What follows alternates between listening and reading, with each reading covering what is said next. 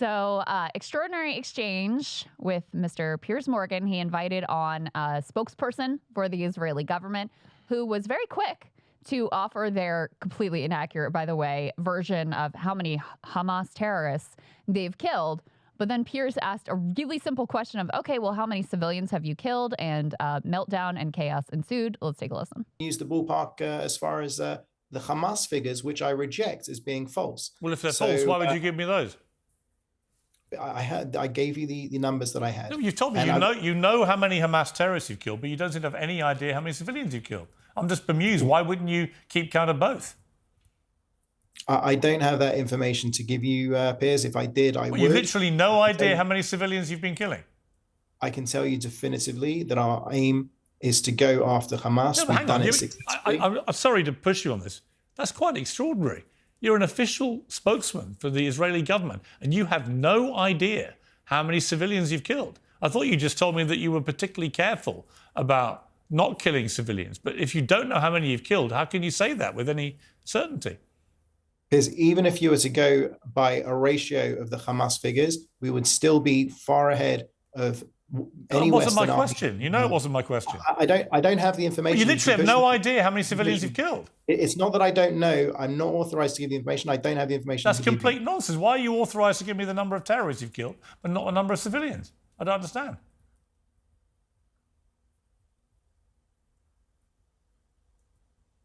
Can you explain?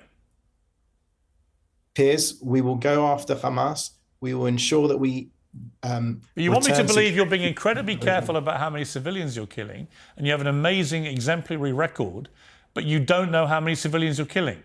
So how do I know you've been careful?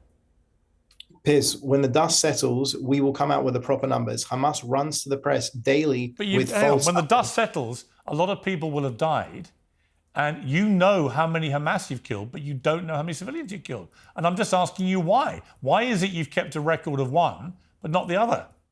Piers, we're in the fog of war. We're fighting for our very existence. No, you're not foggy when it comes to killing terrorists. You're only foggy, it seems to me, when it comes to killing civilians. Man, you nailed him there. What'd you think? The Israelis, they used to be really good at propaganda. They are now comically bad at propaganda. And I think there's a reason for that. I think it's because they've had just like unfettered, endless support from the United States, which has been the world's sole superpower for all this time, that they've begun to feel invincible. And they feel super arrogant. They feel above the fray. They feel like they don't have to explain shit to anybody. They're going to do whatever the fuck they want to do because Joe Biden's going to send them another $20 billion in weapons. So they don't, there's no need for them to actually make convincing points or put a narrative out that's somewhat plausible or reasonable. And so that's how we get where we are now, where there's just, I mean, this has always been the case with the Hasbara. There's just gaping holes in their logic all the time.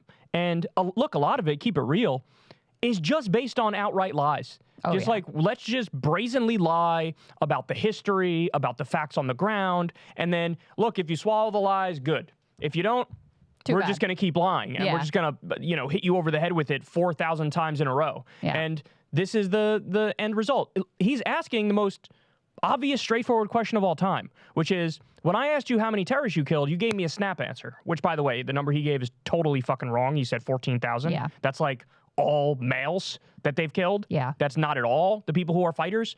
But, I mean, look, that's it. Crashing and burning is what we just saw right there. Absolutely. That moment when I don't think I've ever seen that before. When he just stops talking and stares in the camera like he literally has no words left to say. It's kind of incredible. And he couldn't even ballpark it. Piers was like, ballpark it. And he was like, no, won't, can't, whatever. And he's like, well, you could use the Hamas numbers if you believe those. And he's like, well, you're telling me those numbers are bullshit. So tell me what the real numbers are. And it obviously it's important because they maintain, oh, we're the most moral army and the civilian death rate is, you know, less than in other conflicts. It's like, how could you possibly say that when you don't even know? We're not even willing to say what the civilian death rate is. So it makes your whole thing completely preposterous.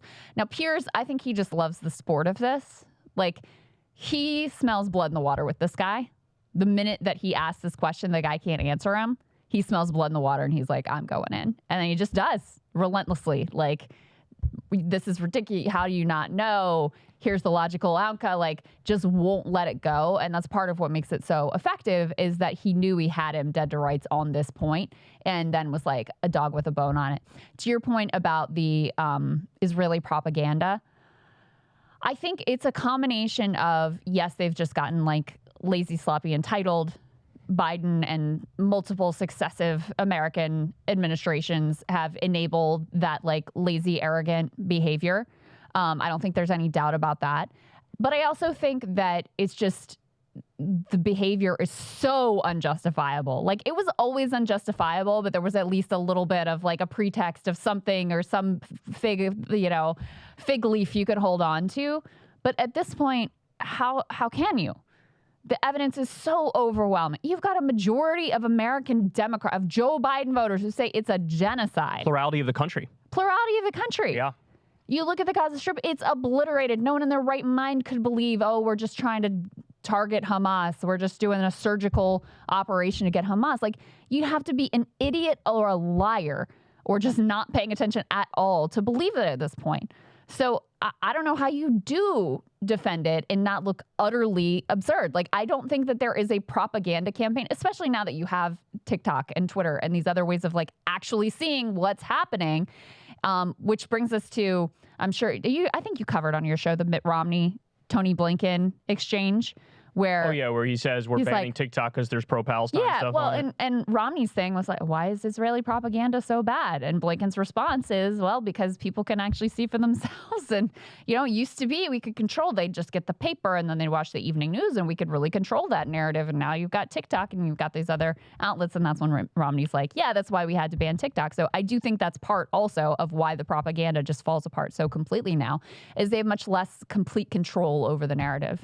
Any ballpark figure that guy would have gave, and I think he knows this, is going to be a majority civilian deaths, an overwhelming majority civilian deaths, even if he's trying to be as, conservative or biased in the Israeli direction as humanly possible. It's going to be an overwhelming majority civilian deaths. Yeah. And I think he knows that, so he pulls the brakes, right? Right. And is like, I'm just not going to say anything. Right. Because he knows that if he says whatever number it is, then Piers is going to come back with, you've killed a majority civilians. Do you think that's a problem?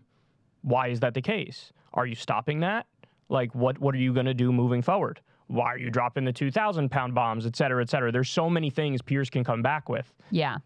If he were to give a ballpark figure. And by the way, the actual figure, if you believe the Euromed monitor numbers, the human rights group, is about 92%. So you have 42,000 dead Palestinians. That's probably an undercount. 38,000 of them innocent civilians, 15,000 kids, 10,000 women. When you include the dead under the rubble, the number honestly is probably even higher now. I don't know how they have the infrastructure to keep up with the count. They used to release these things every week or two, and now they release it like once a month because they just don't have the personnel on the ground to be able to do this.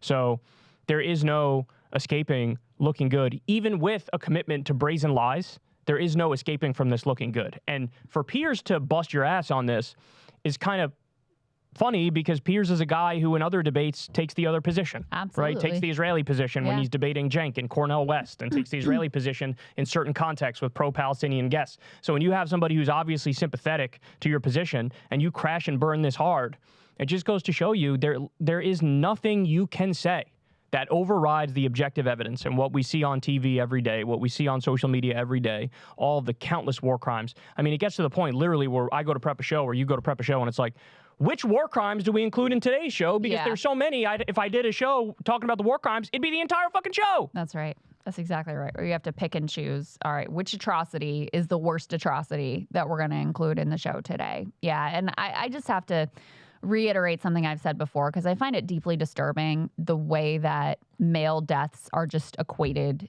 automatically as being terrorists. Right. And obviously the Israelis do it. We saw that reporting about how they were setting up checkpoints around Rafah so that when they told people to flee, they would make sure any quote-unquote military-age men, which really means just any men, or even, as Destiny discusses, fighting-age children, to be included in that based on, past experience with the Israelis. This is why they murdered their own hostages, because they were military-age men. And the media lazily picks it up, too, and just assumes that any deaths that aren't women and children are just, ergo, we're just going to assume that they're terrorists. And, you know, I find that very disturbing. There's 2.3 million people in Gaza.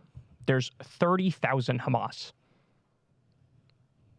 So the chances that any given man that is killed is Hamas is actually very small. That's right. So, and I'm very doubtful that the death number at this point is 40,000, 42,000. Especially when you consider, we talked on Breaking Points to a doctor who had just gotten back from Gaza a month or so ago, who, you know, she'd volunteered, palliative care doctor. This woman's a fucking hero. Unbelievable. I just can't even imagine doing the things that she's done. She volunteered, including in a hospital in Rafah, and she was speaking to the level of disease, you know, people who are dying, who are diabetic, who are dying because they can't get insulin or they can't get, you know, their nutritional needs met. And so they're dying. Those people aren't being counted as war casualties, but they are. They are. So the true numbers, I mean, we may never really know how many people have already died from this conflict. I think that's right.